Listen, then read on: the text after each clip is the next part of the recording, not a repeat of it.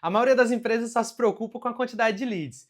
Porém, o maior erro delas é começar pelo final. Eles querem, na verdade, já começar com as vendas. Se você se preocupa só com a quantidade de leads, você está queimando etapa. Você está começando pelo final. Ou seja, o que é interessante para você hoje, tendo um negócio que investe em mídia e está gerando leads, é entender quantos desses leads estão passando para as próximas etapas. Isso vai chamar jornada do cliente. Se você não se preocupa em entender a jornada do cliente, você não consegue gerar leads qualificados de marketing, que é o MQL. Ou seja, 60 a 80% dos leads que é gerado lá pelos seus anúncios, pelos seus canais de aquisição, eles precisam se transformar em leads qualificados para passar para vendas. Isso eu estou te falando, não são números da minha cabeça, são números dos meus clientes, número dos meus negócios. Então, no mínimo, 60% precisa passar para o time de vendas.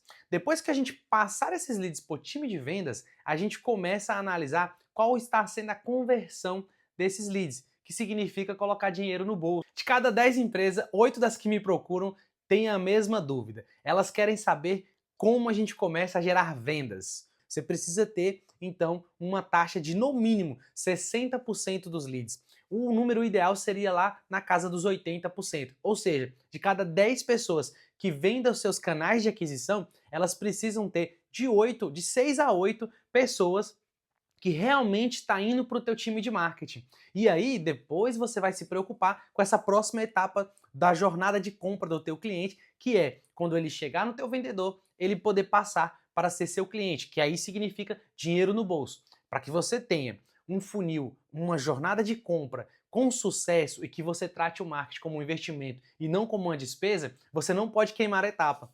Se você fizer isso, você vai começar a ver como o marketing como um problema e não como uma solução. O marketing, ele é uma solução para o teu negócio, mas você não pode queimar as etapas. Você precisa analisar qual a quantidade de leads que você tem gerado, quantos deles têm passado para a próxima etapa, que é qualificação de marketing, e depois você precisa entender quantos desses estão virando clientes. Se você conseguir analisar cada etapa dessas que eu te falei, você vai conseguir entender quanto o seu marketing está sendo eficiente. Agora fala para mim, o seu marketing está sendo eficiente ou você vê ele como uma despesa hoje?